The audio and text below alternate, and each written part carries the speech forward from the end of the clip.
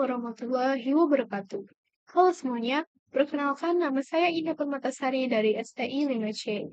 Di sini saya akan menguraikan dataset menggunakan teknik Future Engineering, Data Augmentation, dan Normalisasi data. Sebelumnya, saya sudah mendownload dataset dengan tema prediksi gagal jantung di situs Kaggle.com. Future engineering adalah proses di mana kita menggunakan pengetahuan domain untuk membuat fitur baru yang lebih informatif dari data mentah atau raw data yang ada. Tujuannya adalah untuk meningkatkan kualitas data yang digunakan dalam model machine learning sehingga model dapat membuat prediksi yang lebih akurat. Teknik Future Engineering 1. Penggabungan fitur. Menggabungkan beberapa fitur untuk menciptakan fitur baru yang lebih informatif. Kedua, pengurangan dimensi, mengurangi juga fitur dalam dataset dengan teknik seperti Principal Component Analysis atau PCA atau TSNA untuk menghilangkan fitur yang kurang relevan atau redundan. Ketiga, penambahan informasi, menambahkan informasi tambahan ke dalam dataset, misalnya menambahkan fitur tanggal menjadi hari kerja atau hari libur, yang dapat memberikan wawasan tambahan model. 4. Transformasi fitur, mengubah skala atau distribusi dari fitur untuk memperbaiki kinerja model. Contoh umumnya adalah normalisasi atau transformasi logaritmik. Kelima, seleksi fitur, memilih subset fitur yang paling penting atau relevan untuk meningkatkan performa model. 6. Encoding kategori, mengubah variabel kategori menjadi bentuk yang dapat dimengerti oleh model seperti menggunakan teknik one-hot encoding atau label encoding. Pada baris kode yang pertama ini digunakan untuk memuat beberapa pustaka yang diperlukan. Ada Pandas, NumPy, Matplotlib, Seaborn, EMBL, Escaler. Yang diperlukan untuk analisis data, pemrosesan fitur, visualisasi, dan pembuatan model diimport terlebih dahulu. Pandas dan NumPy digunakan untuk pengolahan data, Matplotlib dan Seaborn untuk visualisasi, pustaka dari Sklearn digunakan untuk pengujian model dan perhitungan akurasi. Sedangkan EMBL digunakan untuk teknik augmentation. Selanjutnya, baris kode ini digunakan untuk datasetnya diunggah dalam Google Colab ini. Kode ini digunakan untuk setelah dataset diunggah, kemudian dataset dibaca, lalu ditampilkan 5 baris pertama dataset yang akan memberikan gambaran awal tentang struktur data. Sebelumnya, dataset saya memiliki 12 kolom. Yang pertama ada umur, kemudian ada jenis kelamin, M untuk male atau pria, F untuk female atau wanita, chest pain type adalah tipe nyeri dada yang dialami pasien, resting BP atau resting blood pressure, tekanan darah saat istirahat, lalu kemudian ada kolesterol, kadar kolesterol dalam darah, fasting BS, fasting blood sugar, kadar gula darah puasa, ada resting ECG, hasil elektrodiagram saat istirahat, max HR, maximum heart rate, denyut jantung maksimal yang dicapai saat aktivitas, experience angina, nyeri dada yang muncul saat berolahraga, all peak, depresi segmen ST pada EKG. Lalu, ST slope, kemiringan segmen ST pada EKG. Lalu, heart disease, indikator apakah pasien memiliki penyakit jantung, untuk true atau false.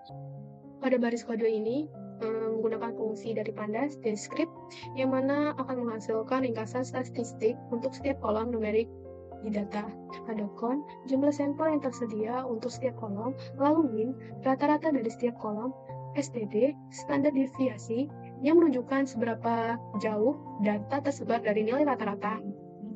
Lalu ada min, nilai minimum dalam setiap kolom, lalu ada 25% atau 1 ST quartile persentil ke-25, yang menunjukkan batas bawah dari 25% data, lalu 50% atau median, persentil ke 50 atau median, menunjukkan titik tengah dari data. Lalu ada 75% menunjukkan batas atas dari 75% data. Lalu kemudian ada max, nilai maksimum dalam setiap kolom. Di sini ada umur, jumlah data ada 918 sampel dengan rata-rata umur 53,51 tahun dengan standar deviasi 9,43 menunjukkan variasi data umur, lalu kemudian ada min dengan 28 dan max 77 tahun menunjukkan rentang usia dari 28 hingga 77 tahun. Lalu pada kolom selanjutnya resting BP dengan rata-rata 132,4 mmHg dengan standar deviasi 18,51 dengan minimal 0, maksimal 200, dan adanya nilai 0 mungkin menunjukkan data yang hilang atau nilainya tidak valid. Kolesterol dengan nilai rata-rata 198,7,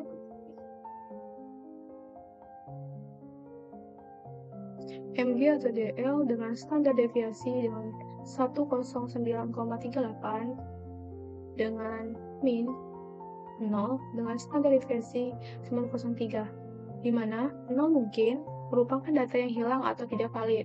Kemudian ada fasting BS dengan rata-rata 0,233 yang menunjukkan sebagian besar orang memiliki gula darah puasa rendah di bawah 1.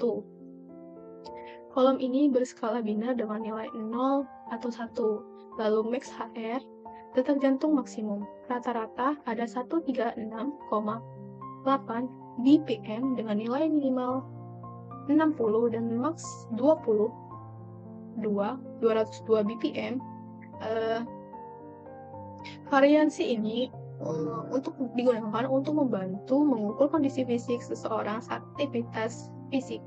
Lalu ada all peak, rata-rata 0,887 dengan standar deviasi 1,066 dengan min 2,6 dan max 6,2.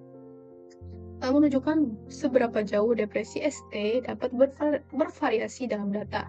Lalu ada heart disease adalah kolom target biner dengan rata-rata 0,553 yang menunjukkan bahwa sekitar 55% sampel memiliki penyakit jantung. Pada baris kode ini digunakan untuk mengubah nilai teks menjadi angka atau integer. Menggunakan fungsi label encoder adalah encoder dari pustaka scikit-learn yang mengubah nilai teks menjadi nilai integer secara otomatis dengan memberikan label numerik untuk setiap kategori dalam kolom. Selanjutnya, pada baris kode ini digunakan untuk mengidentifikasi fitur dengan nilai 0 yang tidak realistis. Memiliki output resting BP memiliki satu nilai yang 0, lalu kolesterol ada 172 nilai yang 0. Nilai 0 pada kolom resting BP dan kolesterol dianggap tidak realistis karena tekanan darah istirahat resting BP tidak mungkin bernilai 0 pada manusia, dan juga kolesterol tidak mungkin bernilai 0, sehingga nilai 0 dalam kolom ini menjadi indeks data yang hilang atau tidak tercatat dengan benar. Kemudian pada baris kode ini mengganti nilai 0 dengan nilai median pada kolom-kolom tersebut. Nah, pada baris kode ini kan resting BP ada satu nih nilai yang hilang. Nah, pada baris kode ini resting BP dan kolesterol, nilai yang 0 itu diganti dengan nilai tengah dari resting BP dan kolesterol.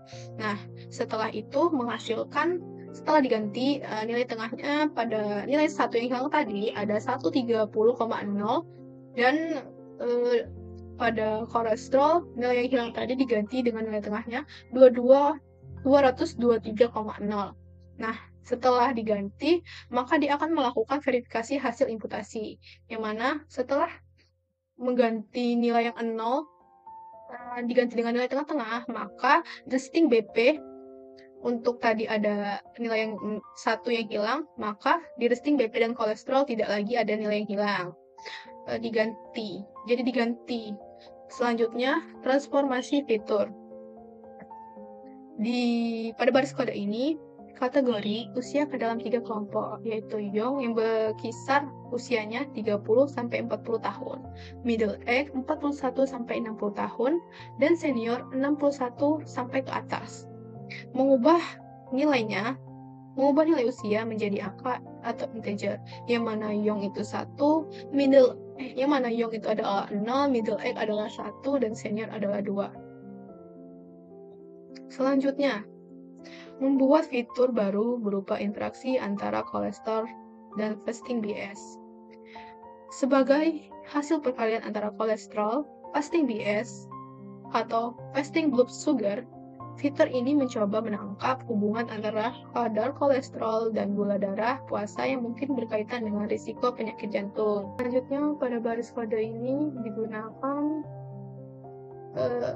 untuk diterapkan pada kolom kolesterol dan fasting BP untuk mengurangi skewness, membuat distribusi lebih normal, dan membantu model dalam memproses fitur. Ini, fungsi NP-log 1P digunakan agar bisa menangani nilai 0 dengan menambahkan 1 sebelum logaritma diambil. Selanjutnya, pada baris kode ini, fitur ini berusaha menangkap korelasi kompleks antara kolesterol dengan tekanan darah dan kolesterol dengan kadar gula darah.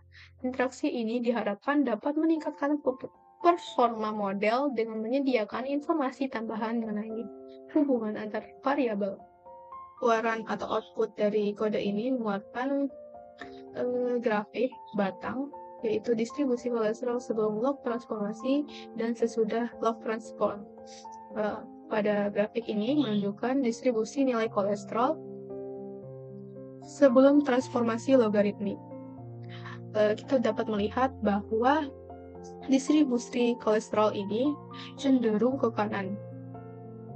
Ini menunjukkan bahwa terdapat outliers di sisi kanan. Lalu, pada grafik di sampingnya, setelah transformasi logaritmik diterapkan pada kolesterol ini, ditampilkan pada kolom kolesterol log. Distribusi data menjadi lebih seimbang, lebih mendekati distribusi normal. Transformasi ini berhasil mengurangi skewness pada distribusi kolesterol, sehingga membantu model untuk bekerja lebih baik dalam memahami pola yang lebih representatif dari data tanpa dipengaruhi oleh nilai-nilai outliers. Lalu, distribusi resting BP sebelum log transformasi menunjukkan sedikit condong ke kanan. Meskipun tidak banyak, kondisi ini mengidentifikasi adanya beberapa nilai tekanan darah istirahat yang lebih tinggi dari nilai rata-rata. Setelah transformasi logaritmi diterangkan pada resting BP log, distribusi menjadi lebih normal dan simetris. Ini membantu model untuk menangani variasi dalam nilai tekanan darah dengan lebih baik, terutama saat variabel ini digunakan untuk prediksi dalam model. Kegunaan transformasi logaritmik dalam konteks model transformasi logaritmik pada variabel dengan skewness tinggi, seperti kolesterol dan resting BP, bermanfaat dalam beberapa aspek. 1. Mengurangi pengaruh outliers. 2. Meningkatkan interpretasi data. 3. Stabilitasi performa model. Kemudian, dengan visualisasi ini dapat memverifikasi bahwa transformasi logaritmik berhasil membuat distribusi lebih normal dan simetris, sehingga mendukung model dalam proses pelatihan dengan data yang lebih seimbang. Lalu, kemudian, pada baris kode ini digunakan terdapat fitur interaksi ini membantu model mengenali pola hubungan kompleks antara variabel yang mungkin berkaitan dengan peningkatan resiko penyakit jantung. Pada baris kode ini digunakan untuk membuat fitur baru bernama Cholesterol Fasting BS Interaction yang merupakan hasil perkalian antara kolesterol dan gula darah puasa atau fasting BS. Tujuan dari pembuatan fitur interaksi ini adalah untuk membantu model dalam mengenali pola hubungan antara dua variabel yang mungkin berdampak pada risiko penyakit jantung. Secara medis, seorang dengan kolesterol tinggi dan gula darah puasa yang tinggi memiliki kemungkinan kemungkinan lebih besar untuk menghadapi masalah kardiovaskular. Dengan fitur interaksi ini, model dapat memanfaatkan informasi tersebut untuk membuat prediksi yang lebih akurat. Kemudian, pada baris kode ini, dataset dipisahkan menjadi fitur X dan label Y. Fitur heart disease yang menjadi target dipisahkan dari fitur lainnya untuk digunakan sebagai variabel target dalam pemodelan. Selanjutnya, pada baris kode ini, standarisasi diterapkan pada fitur-fitur dalam X menggunakan standar scalar.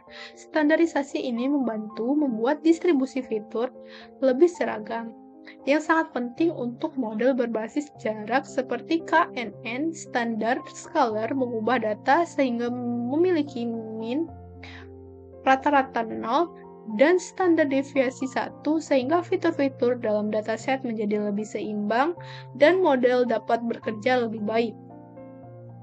Selanjutnya, data augmentation. Data augmentation adalah teknik yang digunakan untuk meningkatkan variasi dataset dengan membuat salinan data yang dimodifikasi dari data asli. Tujuan utama adalah untuk memperluas dataset yang tersedia tanpa mengumpulkan lebih banyak data, yang dapat membantu mengurangi overfitting dan meningkatkan generasi model. Tujuan data augmentasi ada 3. Yang pertama, meningkatkan keanekaragaman data. Dengan membuat variasi data yang lebih besar, model dapat mempelajari pola yang lebih umum dan lebih baik dalam data yang belum pernah dilihat sebelumnya. Kedua, mengurangi overfitting. Dengan menggunakan augmentasi, kita dapat mengurangi risiko model yang mempelajari detail yang spesifik dari data pelatihan yang mungkin tidak relevan untuk data baru. Ketiga, memperbaiki kinerja model. Dengan dataset yang lebih besar dan lebih bervariasi, kita dapat meningkatkan performa model dalam tugas-tugas seperti klasifikasi gambar atau teks. Kemudian, pada baris kode ini digunakan untuk membuat salinan data asli agar transformasi atau augmentasi data diterapkan tanpa mengubah data aslinya. Kemudian, pada baris kode ini digunakan untuk membantu meningkatkan variasi data sehingga model dapat belajar dari data yang lebih beragam. Dengan noise yang terkontrol, model lebih mampu menggeneralisasi karena belajar menghadapi variasi alami dalam data medis. Ketiga, ada baris kode ini digunakan untuk menampilkan beberapa sampel data sebelum dan sesudah augmentasi.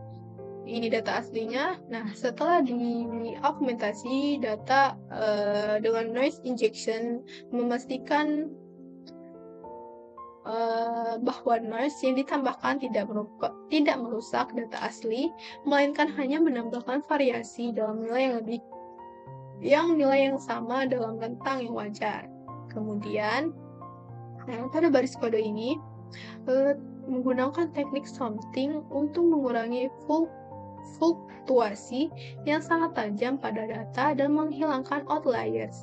Something juga membantu menciptakan data augmentasi yang lebih stabil dan representatif dari pola umum, tanpa terlalu banyak variasi ekstrim.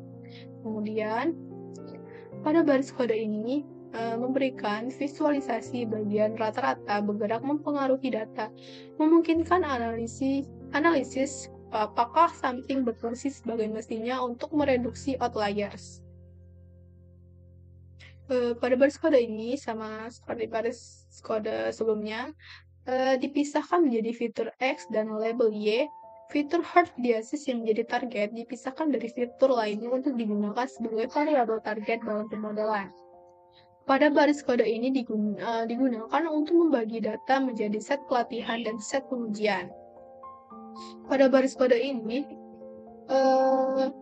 untuk mengkonversi kolom kategorikal menjadi representasi numerik menggunakan teknik one-hot encoding. Fungsi pd.get dummies membuat kolom baru untuk setiap kategori yang ada pada fitur kategorikal. Kemudian, pada baris kode ini memastikan bahwa X-prime dan X-test memiliki kolom yang sama setelah encoding. Karena encoding bisa menambahkan kolom baru berdasarkan kategori yang mungkin hanya ada di xtrain dan xtest. Maka xtest traindex memastikan kolom di xtest sama dengan kolom di xtrain. Lalu kemudian pada baris kode ini menggunakan teknik diterapkan teknik smooth mengatasi masalah ketidakseimbangan data atau imbalance yang sering menyebabkan model cenderung memprioritaskan kelas mayoritas dengan data yang lebih seimbang. Model dapat belajar secara profesional dari kedua kelas, meningkatkan performa dan akurasi prediksi terutama pada kelas minoritas. Selanjutnya, pada baris kode ini, distribusi label setelah smooth hard biases. Ada 0401 dan 1401 digunakan untuk menghitung jumlah kemunculan setiap kategori dalam kolom target. Yang tadinya 0 dan 1 setelah distribusi label menggunakan smooth, maka hasilnya 401 dan 401 hasilnya sama. Selanjutnya, kode ini digunakan untuk penggantian sinonim pada data kategorikal, menambahkan variasi dalam data tekstual yang bermanfaat terutama untuk model yang lebih sensitif terhadap teks. Ini juga dapat meningkatkan interpretabilitas data dengan label yang lebih deskriptif. Kemudian, pada baris kode ini mengkonfirmasi bahwa augmentasi kategori berasal dari nilai yang diberikan sudah selesai. Hal ini memberikan variasi kecil dalam nilai kategori tanpa mengubah informasi yang dimiliki data. Normalisasi data. Normalisasi data adalah proses mengubah nilai-nilai dalam dataset sehingga memiliki skala yang seragam. Tujuannya adalah untuk menghindari dominasi oleh fitur-fitur dengan skala besar dan memastikan setiap fitur memiliki kontribusi yang seimbang terhadap hasil akhir model. Pertama, pada baris kode ini digunakan untuk menyimpan data dalam bentuk aslinya sehingga dapat dibandingkan dengan data setelah proses normalisasi. Min, max scaling, dan z-score standardization. Kedua, pada baris kode ini untuk menyamakan skala dari fitur numerik terutama ketika terdapat variasi yang besar dalam rentang nilai fitur z-score standardization, mengurangi pengaruh fitur dengan skala besar dan memastikan bahwa semua fitur memiliki kontribusi yang seimbang dalam model. Pada baris kode ini digunakan untuk mengkonversi variabel kategorikal menjadi bentuk numerik menggunakan label encoder. Pada baris kode ini melakukan normalisasi atau scaling terhadap fitur-fitur tersebut. Ini terdapat beberapa fitur yang akan dilakukan normalisasi atau scaling. Kemudian pada baris kode ini menggunakan min-max scaler untuk melakukan min-max scaling pada fitur numerik. Min-max scaling menyesuaikan nilai data ke dalam rentang 0 dan 1. Pada baris kode ini merupakan langkah untuk menerapkan z-score standardization pada data menggunakan standard scaler sehingga data memiliki rata-rata 0 dan standar deviasi 1. Pada kode ini digunakan untuk visualisasi untuk membandingkan distribusi kolom kolesterol sebelum dan sesudah normalisasi. Pada kode ini, distribusi kolesterol sebelum normalisasi. Distribusi data kolesterol asli menunjukkan data yang cenderung skew atau condong ke kanan dengan beberapa nilai ekstrim atau outliers yang tinggi. Pada grafik yang tengah ini, distribusi kolesterol setelah min-max scaling. Distribusi tetap mengikuti pola asli, tetapi data telah diramping ke skala baru, mungkin antara 0 dan 1, atau dalam rentang tertentu sesuai dengan kebutuhan. Dengan seperti itu, membantu saat fitur harus berada dalam rentang tertentu. Lalu, pada grafik yang ketiga, distribusi kolesterol setelah z-score standardization memiliki rata-rata sekitar 0 dan standar deviasi 1, membuat distribusi lebih terpusat di sekitar 0. Transformasi ini berguna untuk algoritma yang mengasumsikan data berdistribusi normal atau yang sensitif terhadap skala fitur seperti regresi linier atau KNN. Selanjutnya, pada baris kode ini digunakan untuk memilih metode normalisasi yang akan digunakan untuk pelatihan model dengan menetapkan data z-score sebagai data utama. Kemudian, pada baris kode ini dilakukan pemisahan antara fitur X dan Y ke dalam dua komponen utama. Selanjutnya, pada baris kode ini menggunakan key neighbors classifiers.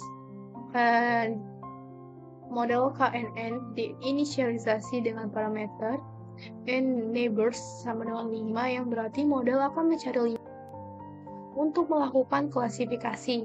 Setelah itu, model dilatih menggunakan data pelatihan X train dan Y train.